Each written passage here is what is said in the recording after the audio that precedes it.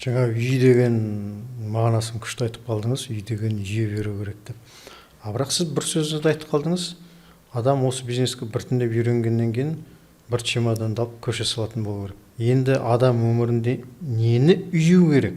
Дүниені үйу керек пе, әлде білімді үйу керек? Осыған көзқарасыңыз қалай? Негізі Сіз ұстазсыз ғой, сол үшін қойып отырмын. негізі қараңызшы, көп біздің қазақтардың менталитеті басқа ғой. Енді біздің сен көшпенді қазақ болғанбыз. Бірақ енді біздің көбісінің адамдардың жасайтын нәрсесі былай. Өседі адамдар, одан кейін бірінші жер алады, дұрыс па?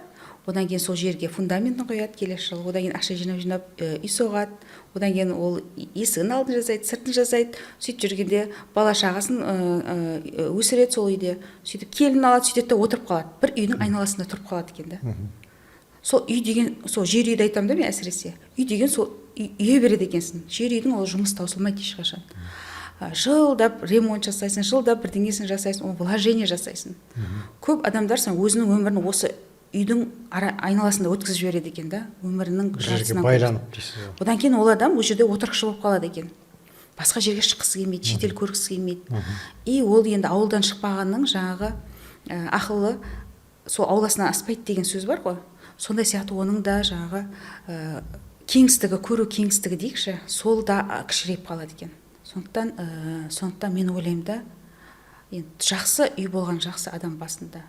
Бірақ енді қатты бір үйге байланып қалуға болмайды. Дүниеге байланып байлануға болмайды.